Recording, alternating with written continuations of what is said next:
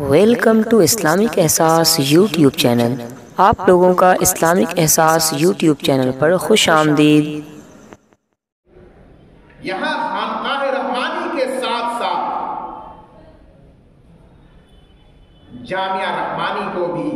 بانی خانقاہ حضرت محمد علی مونگیری رحمۃ اللہ علیہ نے خود سے قائم فرمایا۔ جامعہ رحمانی کی بنیاد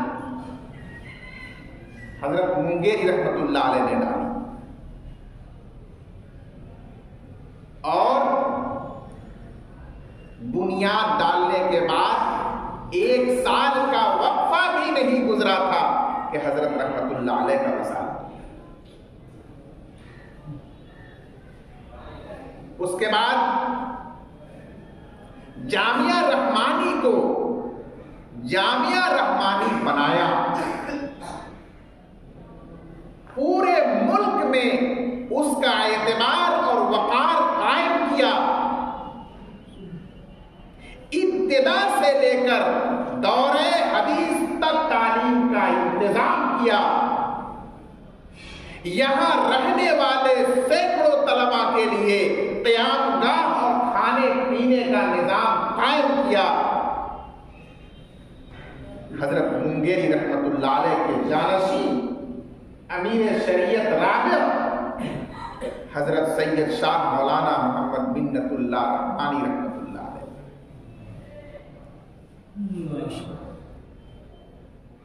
اس جامعہ رحمانی کو پروان چڑھانے میں، اثر نو اس کو بلندیوں تک پہنچانے میں بہت قربانیاں، بہت مجاہدے اور بڑی محنت فرمائی ہے حضرت امیر شریعت رابع مولانا منت اللہ رحمانی رحمۃ اللہ علیہ۔ انہی کی محنت اور مسلسل کاوش کی وجہ سے یہ جامعہ رحمانی جو بالکل ابتدائی ادارہ تھا، اور ہر ادارہ شروع میں ابتدائی ہی ہوتا ہے، حضرت نے اس کو دور حدیث تک پہنچایا۔ اس کے بعد زمانہ آیا ہم سبوں کے پیر و مرشد حضرت مولانا محمد ولی رحمانی صاحب رحمۃ اللہ علیہ کا۔ حضرت مولانا محمد ولی رحمانی صاحب رحمۃ اللہ علیہ نے اس خانقاہ رحمانی اور جامعہ رحمانی کو مزید ترقیات کی منزلوں سے ہمکنار کیا۔ یہاں حفظ کی درسگاہوں کو بڑھایا اور اس کا معیار بلند کیا کہ جو حفظ کا طالب علم 1 دن میں قرآن مجید مکمل سنا دے، اس کو انعام بھی ملے گا، حفظ کی سند بھی ملے گی اور دستار بندی بھی کی جائے گی۔ اگر یہ نہ ہو سکے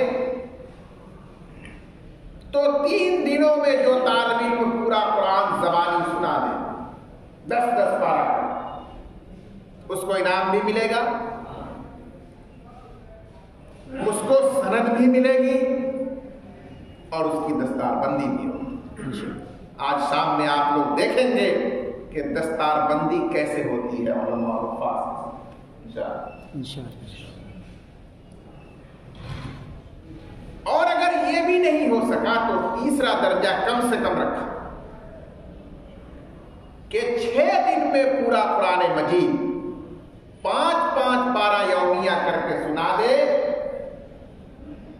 تو وہی حافظ قرار دیا جائے گا، اس کو سند دی جائے گی اور اس کی دستار بندی ہوگی۔ اس 3 درجے کے علاوہ کوئی درجہ یہاں حفظ قرآن کا نہیں ہے۔ اس لیے جامعہ رحمانی میں حفظ کے لیے ضروری ہے کہ وہ کم سے کم 6 دنوں میں پورا قرآن الحمدللہ رب العالمین سے والناس تک سنا دے. صحیح سنا. اسی طرح سے حضرت رحمت اللہ علیہ نے رحمانی فاؤنڈیشن کے ذریعے لسانیات کا شعبہ بھی قائم کیا. جدید تعلیم و تربیت کے لیے کمپیوٹر کا مختلف کورس بھی وہاں چلایا جاتا ہے. اور یہاں سے باہر رحمانی فاؤنڈیشن کے تحت حضرت رحمت اللہ علیہ نے رحمانی ٹھٹی بھی قائم فرمایا، جو آج پورے ملک کے اندر مسلم بچوں کے لیے ایک نمونہ کی حیثیت رکھتا ہے. اور سینکڑوں بچے جن کے مستقبل کے لیے کوئی منصوبہ تک نہیں تھا، آج وہ عملی طور پر رحمانی ٹھٹی کی برکت سے، اس کے توسط سے ڈاکٹر، انجینئر، سی اے، بڑے بڑے منصبوں پر فائز ہو گئے. یہ حضرت کی تعلیمی سوچ تھی. اور اس طرح جامعہ رحمانی کو پھر اس کے تحت مختلف شعبوں کو، رحمانی فاؤنڈیشن کو اور پھر رحمانی ٹھٹی کو وجود بخشا، بنیاد ڈالی اور اس کے ذریعے سے قوم و ملت کی بے پناہ خدمات. یہ سب تعلیم کے شعبے، تعلیم میں کام ہے. جو خانقاہ رحمانی کر رہی ہے، جامعہ رحمانی کر رہا ہے. اللہ تعالیٰ کی مرضی تھی کہ حضرت رحمت اللہ علیہ اب ہمارے درمیان نہ رہے. ان کا وقت آ چکا تھا. اللہ تعالیٰ نے ان کو اپنے پاس بلا لیا. اس وقت جو صدمہ پوری امت کو ہوا تھا، خاص طور پر خانقاہ رحمانی اور جامعہ رحمانی سے تعلق رکھنے والے محبین و مخلصین کو ہوا تھا، ہمیں اور آپ کو ہوا تھا، وہ صدمہ اس وقت ایسا محسوس ہو رہا تھا کہ اس کی تلافی کیسے ہوگی اور اس صدمے سے ہم سب کب نکل سکیں گے، کیونکہ وہ اچانک حادثہ تھا. اور اس حادثے نے ایسے خلا کو ہمارے سامنے چھوڑا تھا کہ جو پور ہوتا ہوا نظر نہیں آیا. پریشان تھے ہم لوگ، ان اداروں کے محبین و مخلصین اس صدمے سے دو چار تھے. لیکن اللہ تبارک و تعالیٰ کو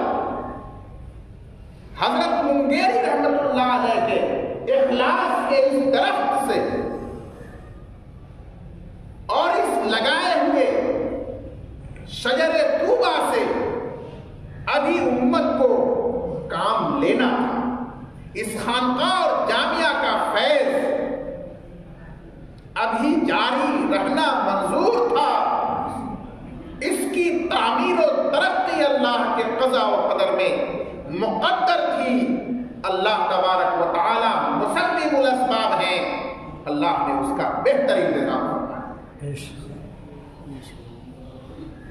اللہ نے اس کا بہتر متبادل ہمیں اور آپ کو عطا فرما دیا. ایک طرف ہمیں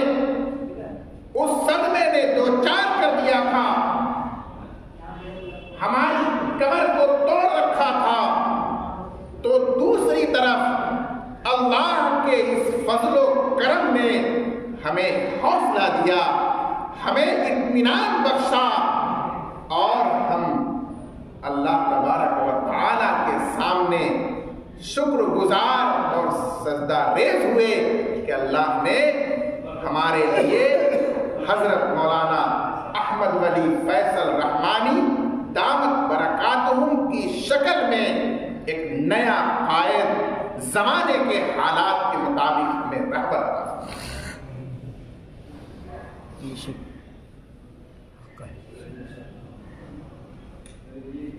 آپ حضرات کو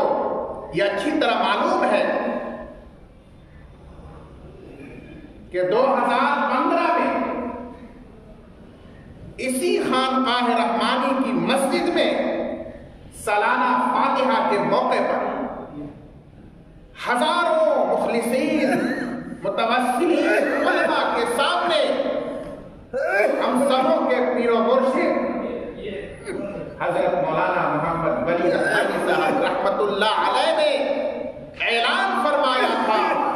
اور صاف لفظوں میں ارشاد فرما دیا تھا کہ میرے بعد خانقاہ رحمانی کے سجادہ نشین میرے بڑے صاحبزادے احمد ولی فیصل ہوں گے اور میرے چھوٹے صاحبزادے حامد ولی فہد خانقاہ اور دوسرے کاموں میں ان کی معاونت کریں گے۔ انہی الفاظ کے ساتھ حضرت نے یہ اعلان فرما دیا تھا۔ چنانچہ جب وہ وقت آیا تو حضرت کے اس انتخاب اور اعلان کے مطابق اسی مسجد میں حضرت شاہ فضل الرحمن گنج مراد آبادی رحمت اللہ علیہ کی ٹوپی مبارک، حضرت منگیری کا عمامہ مبارک اور حضرت امیر شریعت رابع رحمت اللہ علیہ کا عبا، یہ سب جو وراثت اور امانت ہے اس خانقاہ رحمانی کی روایتوں کی، وہ حضرت کو پہنا کر اور بزرگوں کی اس جگہ پر ان کو بیٹھا دیا گیا۔ ملک کی مشہور خانقاہوں سے مختلف اولیاء تشریف لائے، حضرت کے مختلف خلفاء اولیاء اللہ موجود تھے، علماء کرام کی ایک جماعت تھی، دانشوران بھی موجود تھے، ان سب کے سامنے یہ کام کر دیا گیا۔ یہ دنیا فانی ہے اور یہ آنی جانی ہے، یہاں آنے والا آ کر اپنا کردار نبھاتا ہے اور رخصت ہو، جگہ خالی نہیں رہتی، اللہ تعالیٰ اس جگہ کو پھر سے بھر دیتے ہیں۔ اس پر ہمیں اللہ کا شکر ادا کرنا ہے اور ہماری جو وفاداری، ہمارا جو خلوص، ہمارا جو اعتقاد دین کی نسبت پر، اللہ اور رسول کی نسبت پر اس خانقاہ رحمانی سے قائم ہے، اس جامعہ رحمانی سے قائم ہے، حضرت مولانا محمد ولی رحمانی رحمت اللہ علیہ سے قائم تھا، حضرت امیر شریعت مولانا سید منت اللہ رحمانی رحمت اللہ علیہ سے قائم تھا، حضرت منگیری رحمت اللہ علیہ سے قائم تھا، وہی نسبت، وہی اعتقاد، وہی وفاداری، وہی خلوص آج ہمیں اب اپنے پیر و مرشد نئے سجادہ نشین، فعال اور متحرک خادم دین و ملت، مفکر ملت حضرت مولانا سید احمد ولی فیصل رحمانی دامت برکاتہم کے ساتھ قائم رکھنا ہے، نا؟ تاکہ ہمیں اور آپ کو یہاں سے جو پیغام مل رہا تھا، یہاں سے جو فیض پہنچ رہا تھا،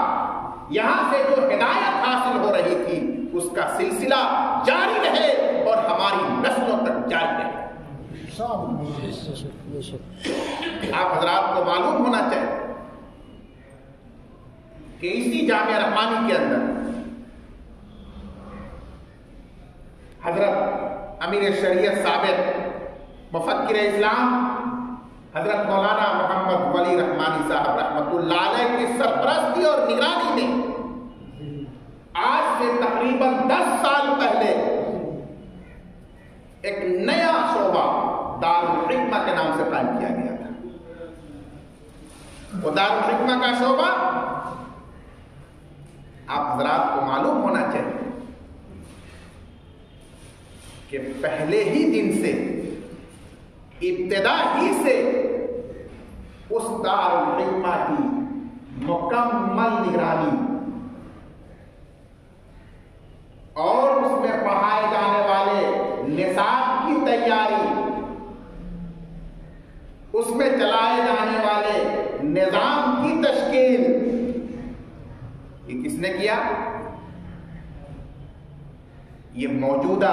سجادہ نشین حضرت مولانا احمد ولی فیصل الرحمن دامت برکاتہ نے کیا۔ اور آپ کو سن کر حیرت ہوگی کہ دارالحکمہ کے اندر ایک طالب علم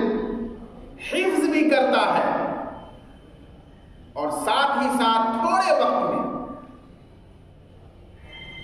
وہ عربی زبان کی تعلیم بھی حاصل کرتا ہے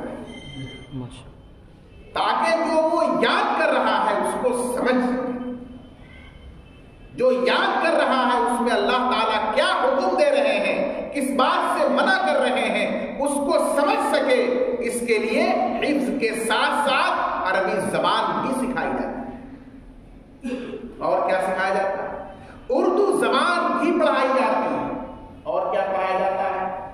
سائنس، جغرافیہ، ہسٹری، یہ جو آج کل اسکولوں میں پڑھاتے ہیں اور ہمارے مدرسے کے فضلاء یا حفاظ ان علوم سے ناواقف رہ جاتے ہیں، تو نئے سجادہ نشین موجودہ حضرت دامت برکاتہم کی یہ سوچ ہے کہ ہمارے مدرسے میں حفظ کی تعلیم، عالمیت اور فضیلت کی تعلیم جس طرح ہو رہی تھی اسی طرح باقی رکھی جائے، اس کو اور مضبوط کیا جائے، لیکن اس کے ساتھ ساتھ تھوڑا وقت اصلی تعلیم کے لیے بھی دیا جائے، تاکہ یہاں سے نکلنے والا حافظ یا عالم ایک طرف ہو مسلمانوں کی دینی ضرورت کو پورا کر رہا ہو، تو ساتھ ہی ساتھ ان کی دنیاوی ضرورت کو بھی سمجھ سکے اور اس کو پورا کرنے کے لیے بھی وہ کوشش کر سکے۔ آنے والا وقت اور زمانہ بد سے بدتر ہوتا جا رہا ہے، اور یہ بھی مسلم ہے کہ مسلمانوں کی قیادت جب بھی کی ہے اور کی گئی ہے تو علماء کرام نے کی ہے، سیاسی لیڈروں نے تو صرف اپنی روٹی سے کی ہے، اپنی کرسی بچائی ہے یا بنائی ہے۔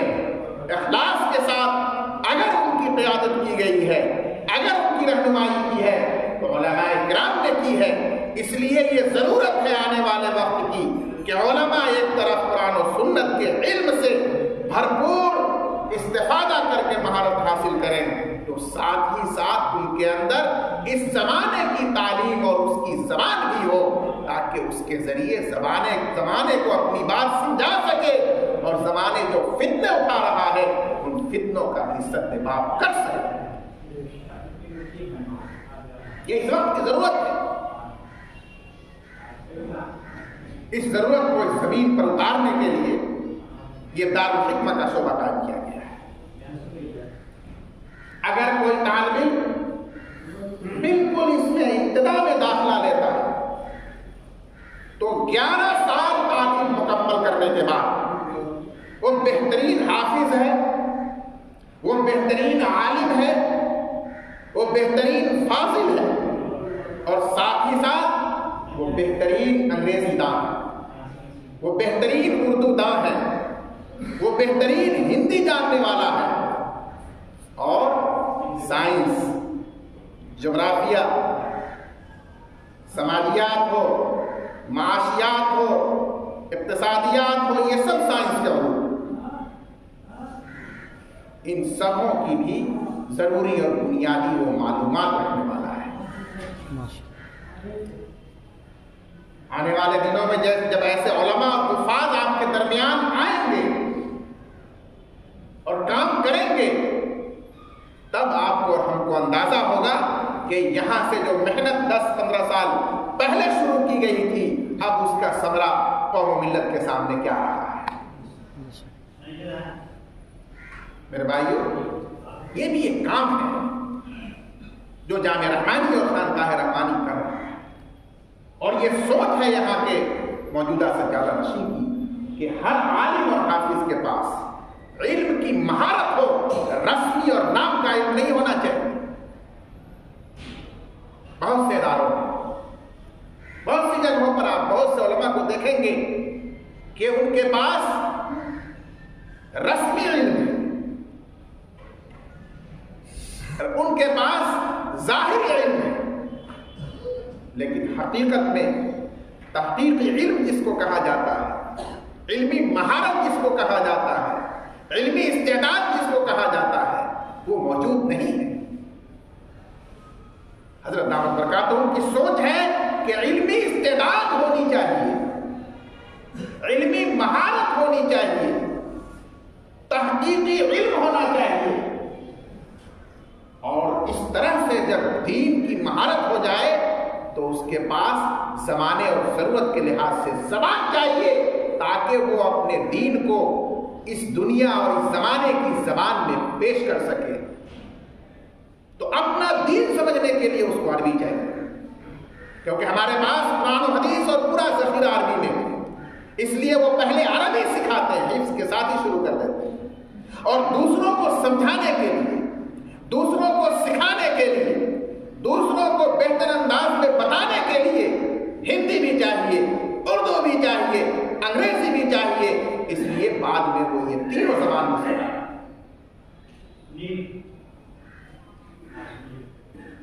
میرے بھائیوں، یہ تو یہاں مختصر خلاصہ ہے، اور بھی بہت ساری چیزیں ہیں لیکن وقت کم ہے۔ ایک چیز ہم آپ سے اور عرض کرنا چاہتے ہیں کہ آپ حضرات کو معلوم ہے کہ ہمارا شریعہ کے ارباب حل و عقد نے 9 اکتوبر کو حضرت دامت برکاتہم کو 8ویں امیر شریعت کے طور پر منتخب کیا۔ اب جہاں وہ خانقاہ رحمانی کے سجادہ نشین ہیں، جامعہ رحمانی کے سرپرست ہیں، رحمانی فاؤنڈیشن کے چیئرمین ہیں، رحمانی پھٹی کے سرپرست ہیں، وہیں اللہ کے فضل و کرم سے اب وہ عمارت شرعیہ کے امیر شریعت بھی ہیں، اور ان کو امیر شریعت ارباب حل و عقد نے منتخب کر کے بنایا ہے۔ میں اس حوالے سے 2-3 باتیں آپ کو بتانا چاہتا ہوں تاکہ آپ کو علم رہے اور یہ آپ کے ذریعے دوسروں تک جائے۔ پہلی بات جو مجھے بہت پسند آئی اور کسی بھی کام کرنے والے انسان کی وہ پہچان ہوتی ہے، وہ یہ کہ حضرت نے امیر شریعت بننے کے بعد وہاں کے مختلف شعبوں کا جائزہ لے کر اور ہر شعبے کے لیے دن مقرر فرما دیا ہے۔ فلاں دن بیت المال کے شعبے کی میٹنگ ہے، فلاں دن شعبہ دارالقضاء کی میٹنگ، فلاں دن شعبہ تحفظ اسلام والمسلمین کی میٹنگ، فلاں دن شعبہ دارالافتاء کی میٹنگ۔ اس طرح وہاں جو تقریباً 11 شعبے قائم ہیں، ان شعبوں کے لیے الگ الگ وقت اور الگ الگ دن مقرر اور پابندی کے ساتھ وہ ان شعبے کے تمام ذمہ دار کارکنان اور خدمتگار کو طلب کر کے میٹنگ کرتے ہیں، اور اس میٹنگ میں باقاعدہ طے ہوتا ہے کہ آئندہ ہفتے تک یہ کام کرنا ہے اور اسے یہاں تک پہنچ جانا چاہیے، اور ہر ایک کے نام سے ذمہ داریاں کی جاتی ہیں۔ پھر اگلی میٹنگ میں ان سے اس بارے میں معلومات حاصل کی جاتی ہے۔ یہاں دو باتیں ہمارے لیے سمجھنے کی، ایک تو یہ کہ حضرت دامت برکاتہ نے یہ سلسلہ نعوذ باللہ کسی کو روکنے کے لیے، کسی کو پکڑنے کے لیے، کسی کو ٹوکنے کے لیے ہرگز شروع نہیں کیا ہے، بلکہ انہوں نے یہ سلسلہ شروع کیا ہے اپنا تعاون دینے کے لیے، اپنی مدد پہنچانے کے لیے، اپنے تجربات سے فائدہ دوسروں تک منتقل کرنے کے لیے، تاکہ ان کو معلوم رہے کہ یہ کام یہاں تک آیا، اس کو یہاں تک آنا چاہیے۔ اگر ان سے وہ وہاں تک نہیں گیا تو اب اس کو وہاں تک پہنچانے کے لیے کیا تدبیر ہوگی؟ چونکہ انہوں نے بڑی بڑی اس طرح کی میٹنگیں لی ہیں، اس کا انہیں طویل تجربہ ہے کہ بہتر، منظم، کم وقت میں زیادہ کام کیسے ہو سکتا ہے۔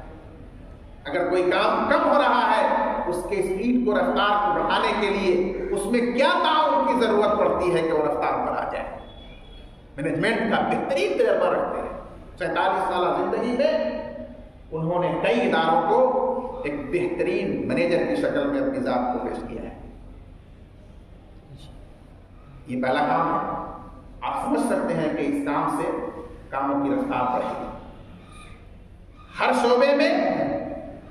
نظم و نسق مضبوط ہوگا اور ادارہ ترقی کرے گا۔ اسی طرح انہوں نے وہاں ایک دوسرا کام شروع کیا ہے اور یہاں بھی اس کا نظم ہو رہا ہے۔ وہ یہ ہے کہ امیر شریعت بننے کے بعد ہی انہوں نے شکایت پیٹی بنوائی۔ شکایت پیٹی یعنی ایک بکسا جو ہمارے شریعہ کے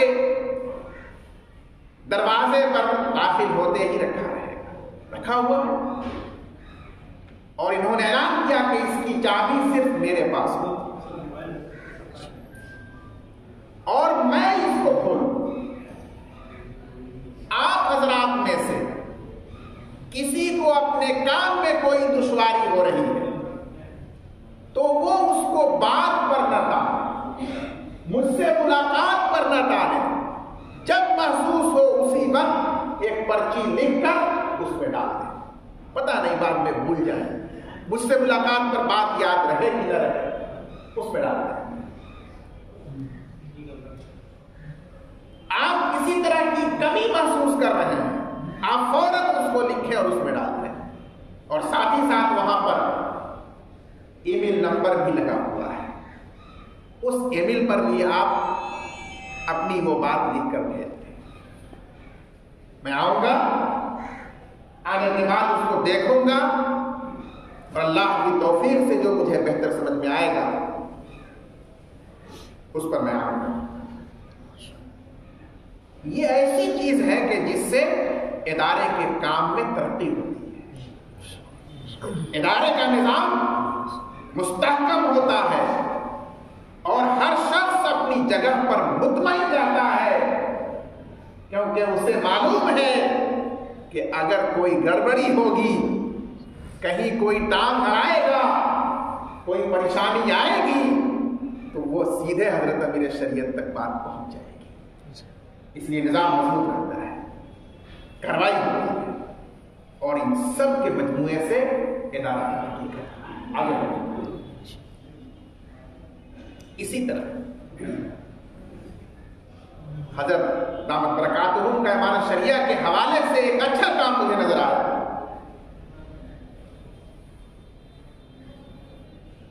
کہ بہت سے حضرات نے استقبالیہ پروگرام کے لیے حضرت کو مدعو کیا، حضرت نے منع کر دیا۔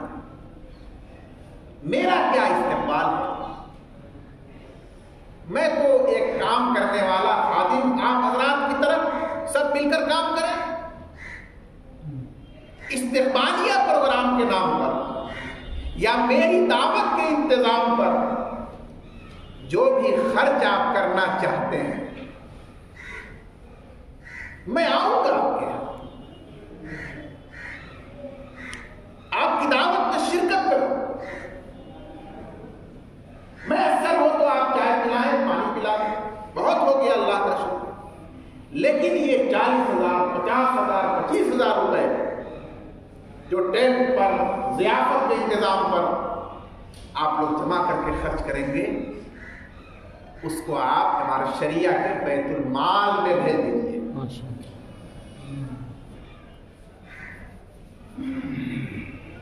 آپ سوچیے کہ ابھی چند ہی ایام گزرے ہیں اس ذمہ داری کو قبول کیے ہوئے، اور یہ سب اس میں کام ہو رہا ہے، اور حضرت اس سوچ کو بڑھا رہے ہیں، اس کام کو بڑھا رہے ہیں۔ اسی طرح ایک بہت اچھی بات مجھے لگی کہ حضرت دامت برکاتہم سے بہت سے لوگوں نے پروگرام لینے کا تقاضا کیا، تو حضرت نے اپنا مقصد اور موقف صاف واضح کر دیا کہ میرے استقبال میں یا میری ذات سے متعلق میں کوئی پروگرام شیئر نہیں کر سکتا۔ ہاں، اگر دارالقضا کا قیام نہیں ہوگا، امارت شریعہ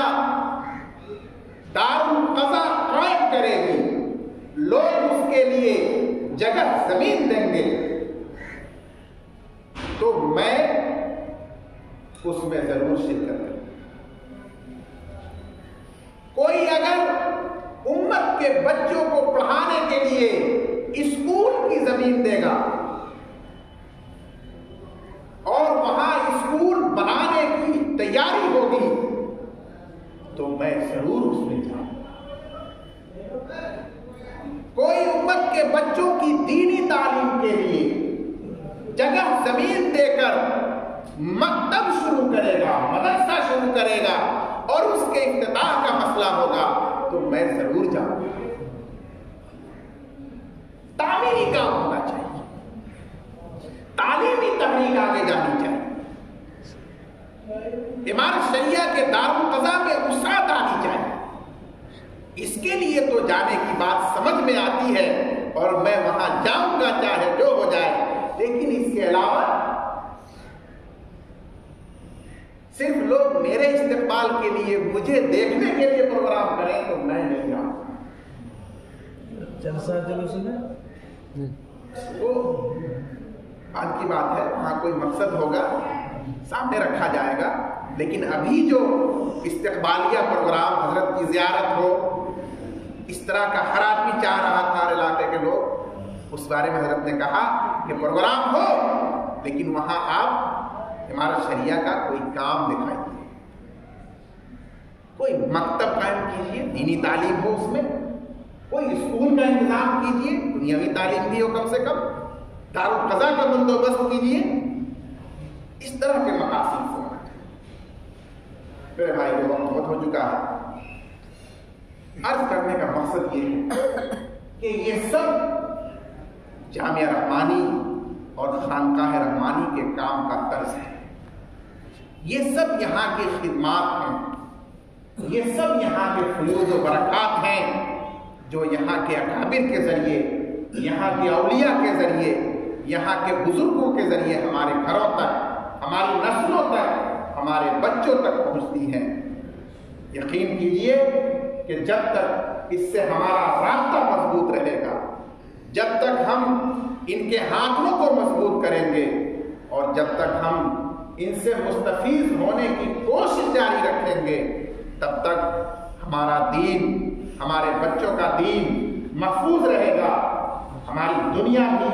کامیاب رہے گی، آخرت بھی کامیاب رہے گی، کیونکہ یہاں صرف اور صرف خالص دین، دینداری، پرہیزگاری، تقوی، طہارت اور خدمت ہی کا پیغام دیا جاتا ہے۔ اس کے علاوہ یہاں کا نہ کوئی پیغام ہے، نہ کوئی مقصد ہے۔ اللہ تبارک و تعالی ہمیں صحیح سمجھ عطا فرمائے، اور ہمیشہ